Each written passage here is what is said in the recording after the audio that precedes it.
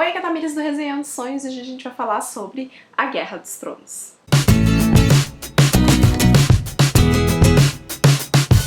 Esse então é o primeiro vídeo de acompanhamento do projeto Revisitando Westeros, da releitura que eu tô fazendo junto com vocês. Se você caiu de paraquedas nesse vídeo e não sabe do que eu estou falando, eu vou deixar o link aqui em cima. No momento da liberação desse vídeo a gente tá fazendo a leitura do segundo livro, que é A Fúria dos Reis, então ainda dá tempo de participar se você tiver interesse. E hoje eu vou comentar então esse livro que provavelmente é o segundo ou terceiro título mais pedido nesse canal para que houvesse uma resenha. Eu acho que ele só perde pra O Nome do Vento e A Roda do Tempo. Já antecipo que esse vai ser um vídeo com spoilers do livro e alguns poucos spoilers da série. Como pra mim é uma releitura e o fato é realmente dar uma destrinchada no livro e de como eu me senti com as coisas. Não tem outra forma, desculpa se você gostaria de um vídeo sem spoilers, mas esse vai ser um vídeo com spoilers, realmente pra bater um papo com quem já fez a leitura ou quem tá acompanhando o projeto e a gente conversar sobre algumas coisas bem específicas desse livro. Eu vou primeiro dar um contexto geral pra vocês, depois eu vou falar personagem a personagem, andamento de história, então eu realmente vou ir do início ao fim do livro comentando algumas coisas. Esse vídeo provavelmente vai ficar enorme, então pega aí a sua pipoca, faz aí o seu café, vamos sentar pra conversar um pouquinho sobre esse que é o primeiro livro das Crônicas de Gelo e Fogo.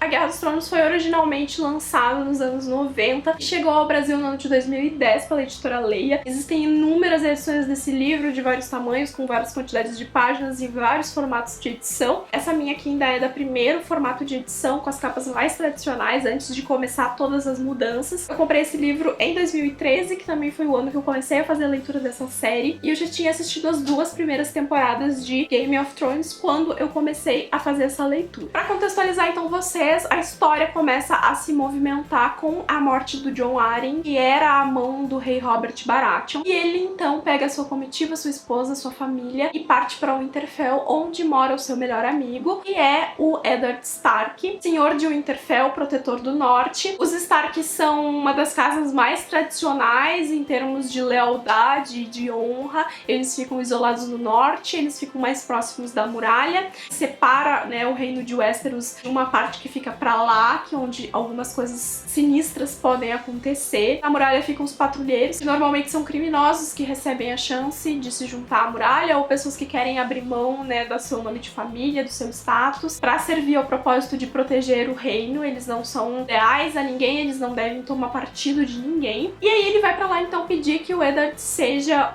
a sua próxima mão e que ajude ele a governar. O Robert está no trono depois de uma rebelião que aconteceu, onde a dinastia Targaryen foi encerrada depois de 300 anos de governo, quando uma guerra começou, quando o príncipe herdeiro sequestrou a Lyanna Stark, que era a irmã do Eddard e prometida do Robert. O norte se levantou ali com seus aliados, eles vieram marchando, derrotaram os Targaryen, né, com o apoio dos Lannister, que estavam dentro do próprio governo, né, o Jaime Lannister, que faz parte da Guarda Real, e é o irmão gêmeo da rainha Cersei Lannister, foi o responsável então por matar o rei e conceder o trono também ao Robert. Algumas suspeitas a respeito da morte do Jon Arryn que vão começar a permear essa história, e a gente vai, a partir daí, conhecer como as coisas funcionam em Westeros e o que está acontecendo. O que eu acho mais legal aqui é que a gente começa essa história pensando no Eddard como um protagonista. Esse cara mais velho, esse protetor do norte, vai ser aquele que vai nos conduzir mais fortemente durante essa história. E a gente tem o choque, né? Eu acho que é o grande primeiro choque dessa série. A gente chega no final do livro e, na verdade, a gente descobre que não vai ser bem assim, porque as coisas vão conduzir a um ponto onde o Eddard vai perder a cabeça, e aí é o indício mais escancarado do George Martin de que não é pra gente se apegar muito nas pessoas, porque as pessoas vão dançar ao longo da trama. Nesse livro, então, a gente tem capítulos do Eddard, da Catelyn, que é a esposa do Eddard, do Bran, da Sansa, da Arya, do Jon, do Tyrion e da Daenerys. Vou comentar um pouquinho visão a visão. E ano passado, antes da estreia da última temporada que rolou de GOT, eu fui reassistir as temporadas passadas e eu fiquei um pouco chocada porque eu não me lembrava qual era a primeira cena e qual era a cena que tá situada aqui no prólogo, que são os irmãos da Patrulha da Noite indo à procura de algo pra lá da muralha e um deles se confrontando com uma cena muito estranha. Ele chama os outros, eles não confiam muito na palavra dele do que estaria acontecendo, de ter vários selvagens mortos, como assim? Perdeu o acampamento. E aí, quando eles chegam lá, não existem mais essas pessoas mortas. E a gente tem o nosso primeiro contato com o que está por vir. Eu acho muito interessante isso, porque ao mesmo tempo onde esse é o nosso primeiro contato com a trama do George Martin, ao longo da narrativa é possível que a gente vá deixando esse perigo que foi nos apresentado num primeiro momento um pouco de lado, já que a gente se envolve dentro das outras narrativas. Então assim, aquele primeiro choque ele vai sendo diminuído até que você tem um novo choque. Eu acho isso muito interessante porque prova que os outros aspectos da história também se colocam como fatores importantes. Aí a gente começa então a história em Winterfell com o Bran. O Bran é um dos personagens mais importantes dessa série desde o início. Aqui ele é apenas um garotinho, ele tá indo acompanhar o Eddard pela primeira vez em uma execução. Eles pegaram um fugitivo da Patrulha da Noite, que por acaso não é qualquer fugitivo, é uma pessoa X. Ele vai pra assistir porque o Eddard tem aquela frase icônica dele de que aquele que dá a sentença também tem que brandir a espada. E até tem uma quote legal que ele diz assim: se tirar a vida de um homem, deve olhá-lo nos olhos e ouvir suas últimas palavras. E se não conseguir suportar fazê-lo, então talvez o homem não mereça morrer. Um governante que se esconde atrás de executores pagos logo se esquece do que é a morte. E aí a gente tem o nosso primeiro vislumbre da honra Stark e da diferença que isso vai contrastar conforme a gente for descendo em direção ao sul em Westeros. É também nesse primeiro capítulo que a gente vai conhecer o Robb e também vai conhecer o Jon Snow e também vai conhecer o Theon, e é o capítulo onde a gente encontra os lobos. Eu gosto muito dessa cena dos lobos e foi algo que eu não tinha percebido da primeira vez que eu li, porque eles encontram a loba mãe morta com uma galhada de veado no pescoço, né? Então foi isso que causou a morte dela. E quando eu tava lendo, eu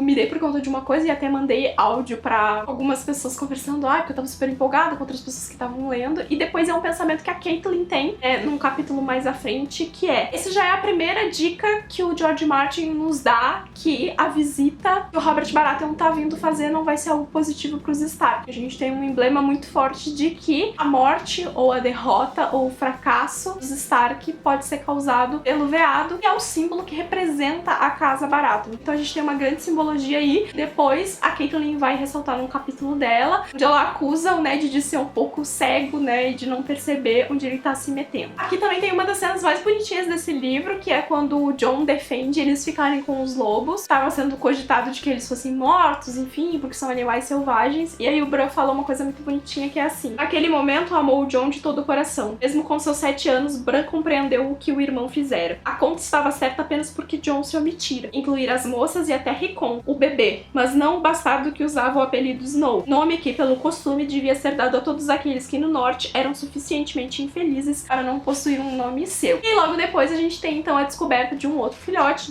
do filhote branco, que seria o filhote do próprio Jon. Seguindo em frente a gente vai ter o Bran caindo, né, sendo empurrado pelo Jaime da Cersei. Esse é um dos poucos momentos onde a gente tem uma visão do Jaime nesse livro, porque ele realmente fica muito apagado durante toda essa história. Aqui e no momento mais pro fim, num confronto que ele tem com o Ned, são os dois momentos que a gente tem mais oportunidade de conhecer um pouco o Jaime, e ele parece ser uma pessoa muito leal à família dele e ao mesmo tempo um pouco sem coração por fazer as coisas que ele faz. Mas aí esses são os poucos highlights que ele tem. E aí o Bran entra em coma e ele começa a ter vários sonhos com o Corvo de Três Olhos, com coisas que ele não entende. Ele começa a olhar pro mundo por cima, a enxergar por outros olhos. Ele sofre aquele atentado de que alguém manda matar ele, que acontece num capítulo da Caitlyn. Olhou para o norte, para o norte, para o norte, para a cortina de luz no fim do mundo, e então para lá dessa cortina. Olhou para as profundezas do coração do inverno e então gritou. O medo e o calor das lágrimas queimou-lhe o rosto. Agora você sabe, sussurrou o corvo ao pousar no seu ombro. Agora você sabe porque deve viver. E aí logo depois disso, o Bran acorda no meio verão, que é uma cena muito legal também, e a gente vai ter o desenvolvimento desse personagem, que aos poucos vai ir compreendendo o papel dele dentro dessa história, que aos poucos vai tendo que lidar com o fato de que agora ele tá sem o movimento das pernas, então ele é um aleijado, as pessoas vão olhar com ele com pena, vão olhar pra ele de uma forma de que ele não vai mais poder ser um senhor respeitável. Enfim, ele sofre com essa limitação, que afinal de contas ele é uma criança, e ao mesmo tempo ele tá tendo essas pequenas visões, essas pequenas conexões na cabeça dele, que aos poucos vai começar a fazer um pouco de sentido pra ele. Através do Bran a gente também vai ter uma cena muito legal, que é quando o Tyrion retorna ao Winterfell e dá o desenho da cela. Tem aquela cena bem legal com os lobos, porque eles já acham que foi o Tyrion que tentou matar o Bran aqui. E a gente também tem a cena onde eles saem pra cavalgar, o Bran pela primeira primeira vez dessa cela e eles encontram a Osha, que vai ser muito importante daqui pra frente pra jornada do Bran. E também tem uma parte importante dentro dos capítulos dele, que é quando o Robb tá partindo, que ela diz pra ele que o Robb tá partindo pro lado errado. Ele não deveria estar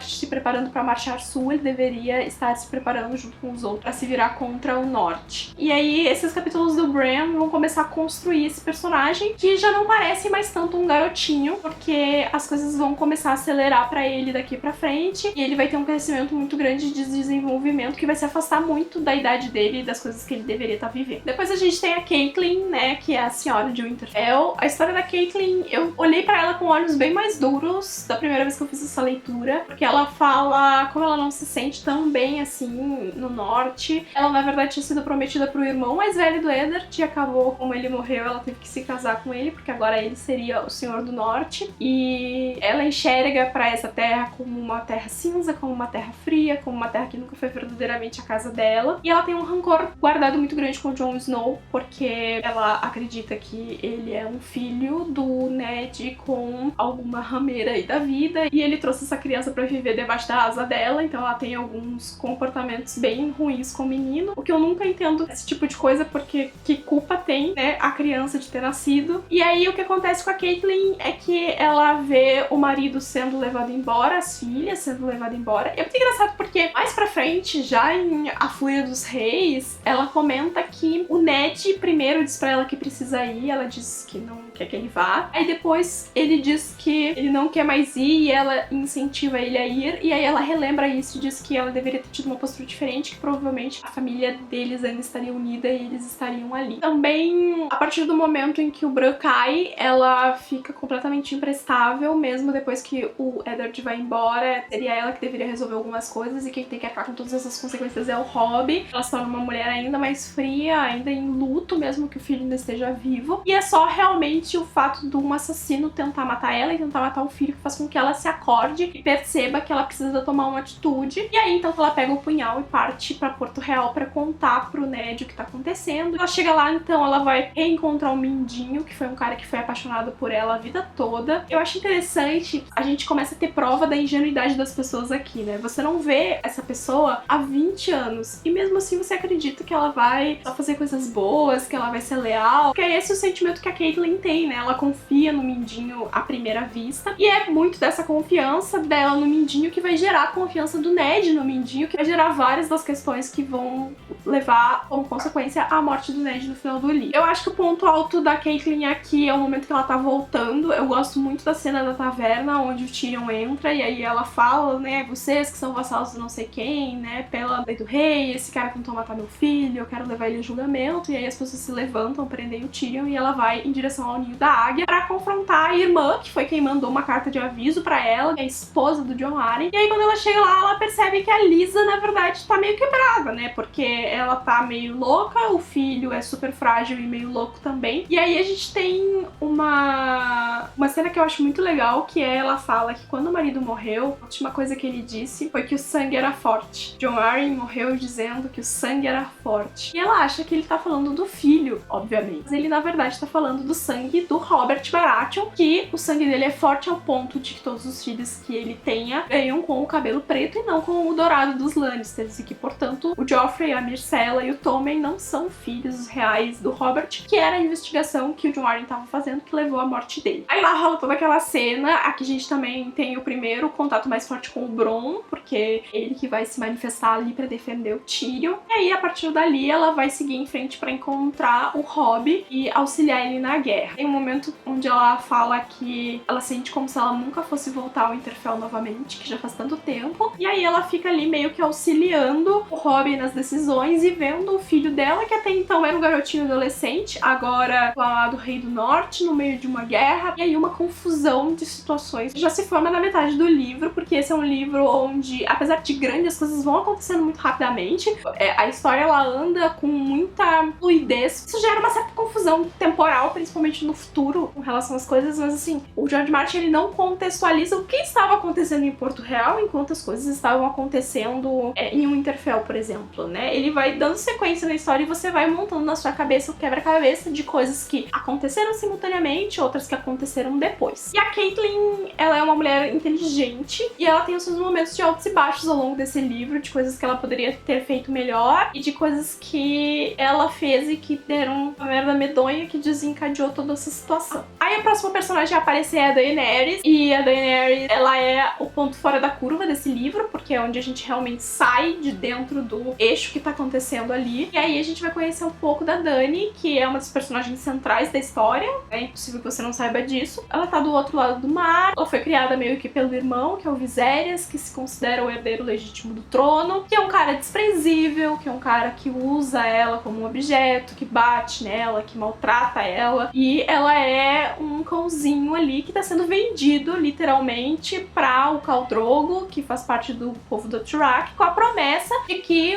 os Dothraki vão ceder um exército para que o Viserys consiga retomar o Trono de Ferro. E é muito interessante o medo que a Daenerys sente, e é muito interessante também a gente ver a ascensão dessa personagem para alguém que entende que ela passa a ter mais poder no exato momento onde ela sai, né, das mãos do irmão para ir para as mãos do Khal Drogo. É aqui também que a gente vai conhecer o Jorah, que é um cara que tá banido de Westeros, né, como fugitivo, era o herdeiro da Casa Mormont, decepcionou todo mundo, então ele tá ali meio que a gente não sabe muito bem o que ele tá fazendo, não sabe porque, enfim, lendo só o primeiro livro você não sabe o que ele tá fazendo, né? No caso eu já sei o que ele tava fazendo ali, mas ele acaba criando uma lealdade muito forte com a Daenerys e também serve como um elo dela com os Sete Reis. O que eu gosto da história da Daenerys é que ela se ergue de uma situação de abuso pra uma de controle e ao mesmo tempo ela é uma criança. Tem muito que ela não entende, tem muitas atitudes que ela toma de forma abrupta e é muito fácil você se esquecer que a Daenerys é uma criança, porque na série, por exemplo, ela é representada por uma mulher adulta. Você não olha pra ela com aquele olhar de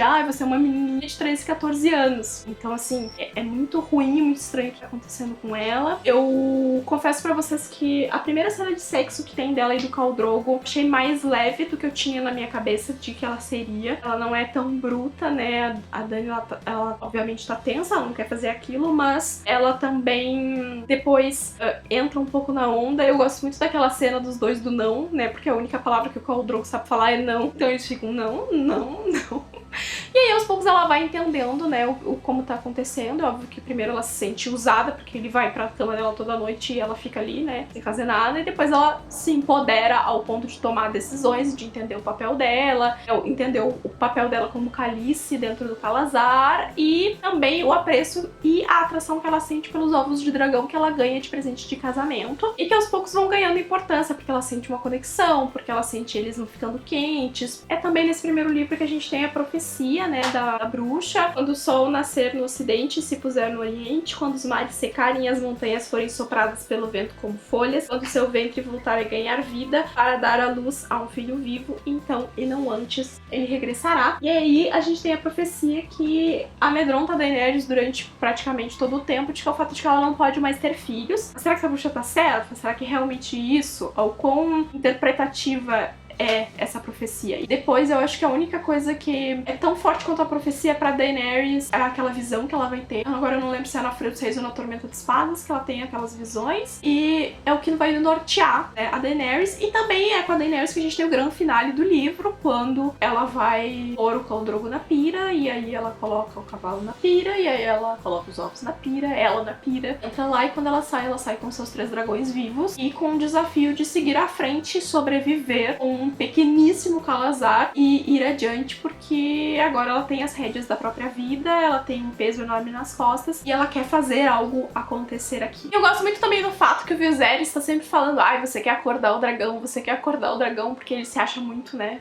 E no final do dia realmente é a Daenerys que acorda o dragão, mas não o dragão que ele achou que ela ia acordar, que era, no caso, ele. Eu acho tão interessante isso, porque tem algo que cerca a Daenerys que posiciona ela de forma muito diferente, né? né? Porque toda essa aura dos Targaryen, toda essa magia que rodeia os Targaryen, ela foi se perdendo ao longo desses 300 anos, conforme esses dragões foram aprisionados, conforme o sangue foi sendo diluído para gerar casamento de aliança e tal. E por algum motivo, a Daenerys herdou essa força, herdou esse poder de ser uma Targaryen como um Targaryen das antigas, e o fato de que ela não se queima. E isso faz dela uma pessoa especial, além do fato dela ter dragões. E isso é algo que às vezes a gente esquece assistindo a série. Essas coisas de que ela não é uma pessoa normal, né? Existe algo mágico que rodeia a Daenerys e que faz esse potencial pra ela. O próximo personagem que toma frente é o Eddard, né? Ele é um cara honrado, ele é um cara nobre, ele é um cara inteligente, e ao mesmo tempo ele é um cara que não tá preparado pra enfrentar todas as coisas que ele vai ter que enfrentar com aquela gente lá em Porto Real. Então ele vai investigando, ele acha que a honra que ele exerce no norte é a mesma honra que ele vai poder exercer ali, só que ele tá cercado de cobras, ele tem a rainha, ele tem o Mindinho, ele tem o Varys, ele tem as pessoas ao redor dele, ele tem o Robert querendo fazer coisas erradas o tempo inteiro. Então assim, é um personagem que tem uma nobreza muito forte, mas ele não entende que a nobreza dele não vai ser exatamente o que vai matar ele. E aí a gente tem a cena muito legal dele com o Mindinho, né, quando o Mindinho diz que a Catelyn tá no bordel. Depois,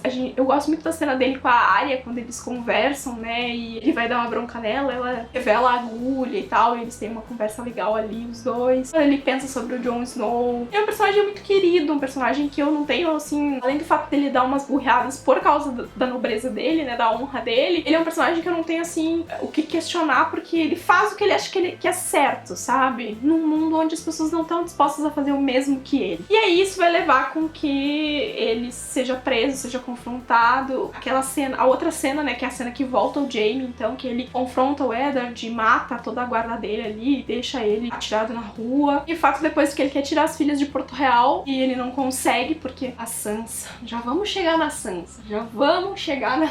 E aí ele acaba confessando os crimes por pedido da filha para que ele vá parar na muralha. E aí a gente tem o Joffrey sendo o Joffrey e mandando matar, e aí ele perde a cabeça e perdemos Eddard Stark, e que é um cara que também descobre a mesma coisa que o Jon Arryn descobriu, que os filhos do Robert não são filhos do Robert, que existem muitos e muitos bastardos por aí, que esses bastardos, né, talvez tenham muito mais direito a sentar no trono do que o Joffrey. E aí ele também cria um novo problema, que é ao confrontar o próprio Stannis com isso e dizer, olha, na ordem lógica das coisas, você deveria ser o próximo rei. E aí gera toda a confusão que gera ali, ele é traído pelo Mindinho e as coisas vão por água abaixo aqui. Aí nosso querido Jon Snow, que eu sei que não é querido pra muita gente, eu gosto do Jon, porque o Jon, ele é ao mesmo tempo um cara inteligente, ele é capaz, mas ele tem muito dos Stark. Ele tem muito da honra, do não sei o que. E assim, se você não tá fazendo uma releitura, se você não assiste a série, se esse é realmente seu primeiro contato com essa história, talvez você não entenda o que eu vou dizer. O Jon Snow começa a cavocar problema já nesse livro, quando ele passa a defender o Sam e entra em conflito com outras pessoas da Patrulha da Noite pra defender o Sam. E não tem nada de errado, que ele faz é muito nobre, mas é aqui que ele começa a cavocar o próprio furo, né? E ele aceita vestir o negro porque ele admira muito o Uncle Benjen. E aí ele vai pra patrulha, só que o que ele encontra na patrulha não é exatamente talvez ele estivesse esperando, porque o tio dele era um cara nobre também, assim como o pai, era um cara honrado, que o resto das pessoas lá são ladrões, são pessoas que não querem estar lá, são pessoas que não têm consideração nenhuma. Então ele fica meio que, tipo, perdido ali, e aí o irmão vai pra guerra, daí ele descobre que o pai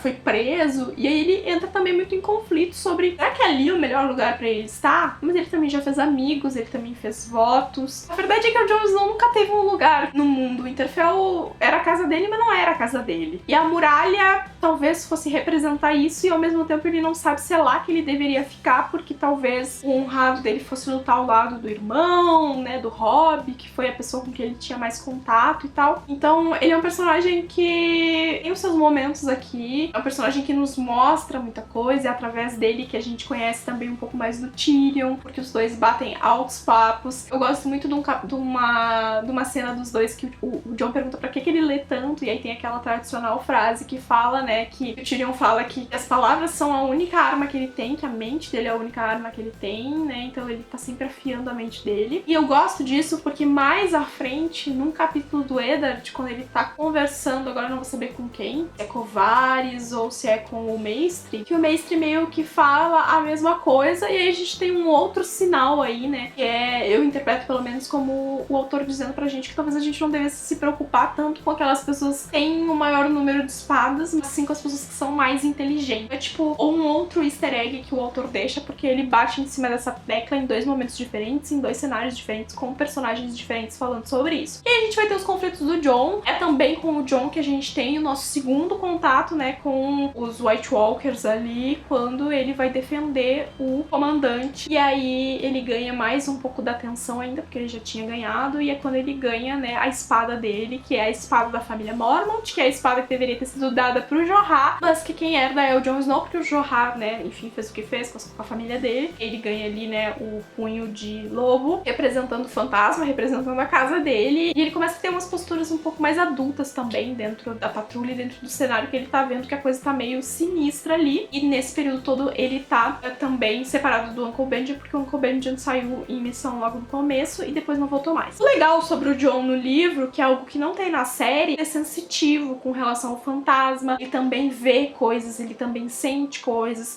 E aí tem uma cena quando o Benjen tá partindo, que é: enquanto observava o tio levar o cavalo para o túnel, Jon recordava as coisas que Tyrion Lannister lhe dissera na Estrada do Rei, e vira com o olho da mente Benny Stark morto, com sangue vermelho na neve. O pensamento lhe provocou náusea, em que estava se transformando. Mais tarde procurou o fantasma na solidão da terra e enterrou o rosto nos espessos pelos brancos do animal. Então essa conexão que ele tem com o lobo, essa conexão de enxergar algumas coisas, que proporciona que esse personagem tenha um lado muito ativo no livro, e a gente não vê isso ser explorado na série. Eu acho, sinceramente pra vocês, que o Jon Snow teria muito... porque as pessoas acham o Jon Snow um bundão, principalmente na série. E ele, de certa forma, tem alguns comportamentos que, né... mas o cara tá lá na muralha, ele também não pode fazer muita coisa, né? O George Martin não coloca o Jon numa posição onde ele pode realmente fazer muitas coisas. Mas ele é visto como um cara meio bundão. Só que eu acho que isso coloca o Jon, posiciona o Jon Snow com um pouco mais de peso, longe do mesmo nível de peso da Daenerys, que não se queima, né? Mas num nível de peso de que há algo diferente com ele que dá mais veracidade pra esse personagem ter algo especial, ter potencial. E aqui nesse livro a gente tem alguns pequenos sinais, né? Um desses sinais é esse, e a Fúria dos Reis, que a gente vai conversar no próximo vídeo, também tem um sinal super legal. E eu acho que se essas coisas tivessem sido pelo menos pinceladas na série, o Jon da série seria visto também com um olhar um pouco mais de suspeita, né? De você não enxergar aquele personagem como um bundão ou um cara que é só um cara, porque todo mundo dá tanta atenção pra esse cara, sabe? Mas porque realmente existe algo nele que faz valer a atenção que ele recebe. E aí aqui no livro o Martin usa essas coisas de forma bem sutil, pincelando uma coisinha ali, pincelando uma coisinha aqui, e é pra ficar meio implícito mesmo, porque todo livro é um grande quebra-cabeça, toda série é um grande quebra-cabeça, e o Jon é só mais um personagem onde isso acontece. Aí temos a Arya. A Arya é uma personagem que também é muito importante nessa série, mas que nesse primeiro livro ela é uma das menos importantes aqui. E ela é uma garota, ela é uma criança, e a jornada dela tá apenas começando. Eu acho que de todos os personagens, o Bran é o que amadurece mais ao longo do livro. A Arya e a Sansa são as que menos, porque ainda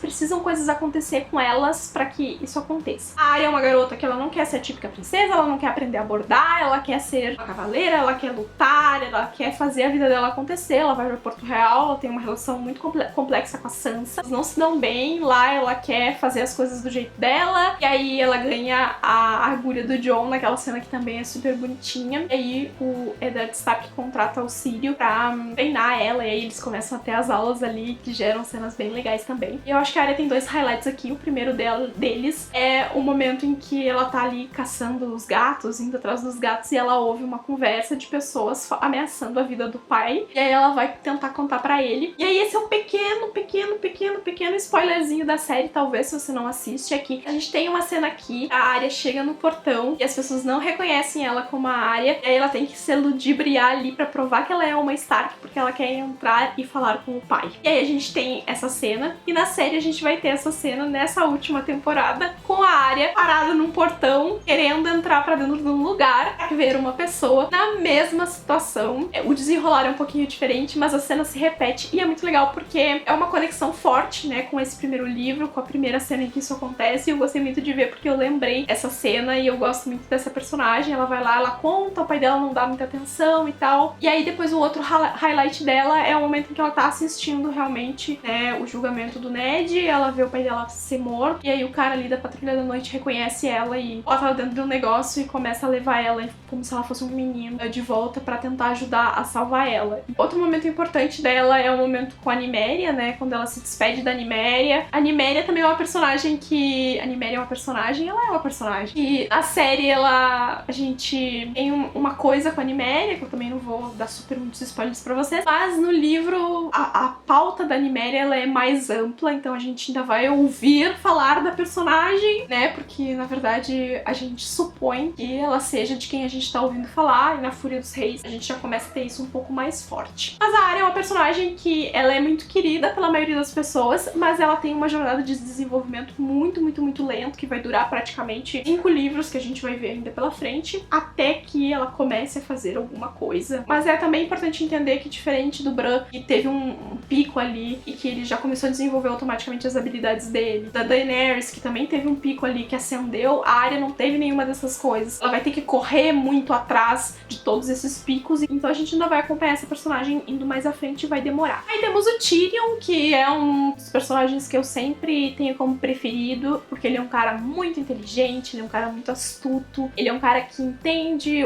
a deficiência dele, o papel dele, o que as pessoas esperam dele, né, o como fazer as coisas acontecer. Ele entende a logística da política, ele lê muito, ele gosta de conhecer lugares. A gente conhece a história, né, do primeiro amor do Tyrion. A gente tem o julgamento por combate, que é sempre muito legal. As conversas dele com o Jon Snow são sempre esplêndidas. Na mesma conversa que ele fala sobre livros com o Jon Snow, ele também fala sobre dragões. Ele também tem uma conversa com o Aemon, e o Aemon chama ele de gigante. Também é uma conversa muito significativa, também é uma conversa muito legal, porque é o único momento em que a gente vê o Tyrion meio de guarda baixa, e o Aemon também é um personagem significativo dentro desse livro por vários aspectos. Ele é um cara também honrado, acho que dos Lannisters o Tyrion é o mais honrado. Quando ele tem a oportunidade de ver a Catelyn morta, ele ajuda a Catelyn, né, quando ela já prendeu ele. Depois ele vai acabar encontrando o pai. Tem o negócio lá do Jaime, ele tá com seus selvagens ali meio atrás. A gente vai ter aqui o nosso primeiro glimpse da Shae também. E aí ele é uma chave dentro desse livro, porque eu considero que o Tyrion seja o Mindinho que a gente consegue ver, porque a gente não tem capítulos do ponto de vista do Mindinho, que é um cara que vai armar muitas coisas aqui ainda. Mas a gente tem capítulos do ponto de vista do Tyrion, que é um cara que arma muitas coisas também. Então eu acho que esses dois personagens eles têm um balanço assim, e é interessante quando a gente tem o nosso primeiro contato com o Sr. Tyrion Lannister, papai Lannister, da forma como ele trata o Tyrion e da forma como ele trata o Tyrion depois da batalha e do que acontece com o Jaime. Desde sempre ele já se apresenta como um cara inteligente, e a gente só vai vendo essa inteligência se desdobrar. Aí só tô comentar a Sansa. Como eu desgosto da Sansa. Meu Deus do céu. Mas assim, a Sansa, ela é a legítima menina que teve a sua vida deslumbrada por algo que pra ela era inalcançável. Ela vivia no cinza de Winterfell, e aí ela foi pra Porto Real ver as coisas bonitas, estar ao lado da rainha, poder ser rainha um dia. O deslumbre muda as lealdades das pessoas. Eu sabia, e ao mesmo tempo eu não me toquei quando eu tava lendo de que era realmente ela que ia contar que eles iam partir, que o pai dela tava mandando embora, e que desencadeou todo aquele negócio do pai ser preso, de tudo aquilo acontecer muito rápido. Só que eu também tinha me esquecido de uma coisa muito importante, que é o quanto a Sansa vai começar a sofrer depois da morte do Eddard. A gente tem um pequenino vislumbre no finalzinho do livro, e isso vem muito mais forte em A Fúria dos Reis. Ela é uma personagem que vai aprender com isso, mas ela tem um aprendizado muito lento, e isso me irrita muito, porque eu não gosto de pessoa lenta. Mas a Sansa, ela tem o personagem da princesinha que vai descobrir que o mundo não funciona do jeito que ela quer que funcione, mas isso vai demorar muito tempo pra cair, e eu ainda vou me estressar muito com a Sansa ao longo dos próximos livros, mesmo eu compreendendo que seja horrível várias das coisas que ela passa. Tendo falado de todos esses personagens que têm pontos de vista, também é legal mencionar alguns que não têm ponto de vista, mas que a gente vai conhecer aqui, que são imprescindíveis pra história. Claro, né, o Theon, que é refém dos Stark, da família Greyjoy, que é um cara que tá ali, mas, nossa, desde o primeiro contato eu já fico de pé atrás com ele. A própria Cersei, que é a rainha, cobrinha, que é uma cobra criada, que a gente percebe muito bem durante a viagem ali, quando ela pede pra matar os lobos. A gente tem o cão de caça, a gente tem o Barristan Selmy, a gente tem o Taurus de Myr, o Beric Dondarrion, a gente vai conhecer, a gente vai ver aqui também o irmão mais novo entre os Baratheon, o Illyrio, o Santarli, que é um personagem super querido, que também vai ser muito importante pra dentro da série, o Gendry, né, gente, não podemos esquecer do Gendry, que também é um personagem relevante. A gente vai ver também pela primeira vez a tal espada flamejante no torneio, né, em Nome da Mão. Eu também gosto muito do momento que o Jon descobre sobre o Aemon, né, sobre quem é o Aemon, sobre o Aemon ser um Targaryen, todo o negócio, né, porque o Robert quer porque quer matar a Daenerys, porque quer matar a criança depois quando ele descobre, porque ele não suporta ver uma Targaryen viva. Eu gosto muito da cena que ele desce também nas criptas de Winterfell, fala sobre a Lyanna, ao mesmo tempo onde ele fala com uma propriedade dela como se ela fosse muito mais importante pra ele do que ela foi pro Eddard, e é óbvio que não foi assim, então também é uma cena muito importante. Ah, e tem um negócio muito legal no capítulo da Daenerys, é que quando a bruxa tá lá fazendo o ritual com o Khal, ela vê várias sombras na tenda, e aí duas dessas coisas que ela vê, uma delas é um lobo e a outra é um homem envolvido em chamas. Então aí também é outro easter egg que o George Martin colocou dentro da história pra gente pensar um pouco sobre. E o capítulo da Daenerys, quando ela fala que ela vai matar o próximo Khal e não sei o que também tem uma conexão com uma cena que vai ter na série, também é muito legal. E eu gosto muito de você poder... Isso são as coisas especiais de você reler, né? De você poder refazer essas conexões, refazer as lembranças que você não tinha antes, voltar a pontos que você considera importantes dentro da história. E assim, revisitar esse mundo pra mim, novamente, foi muito especial. Foi uma leitura que fluiu super bem. Acho que fluiu tão bem quanto da primeira vez que eu li. Guerra dos Tronos, essa já é a terceira vez que eu tô lendo, porque eu li a primeira vez, depois quando eu demorei um tempão pra pegar a Folha dos Reis. Quando eu fui pegar a Folha dos Reis, eu fui ler Guerra dos Tronos de novo, pra não perder nada. Ela é tão rica que não importa quantas vezes você lê, você sempre vai pegar coisas novas, você sempre vai pegar, vai descobrir, porque existe uma fonte inesgotável de teorias, existe uma fonte inesgotável de informações. Cada pessoa que lê o livro tira uma coisinha, aponta pra outra. Eu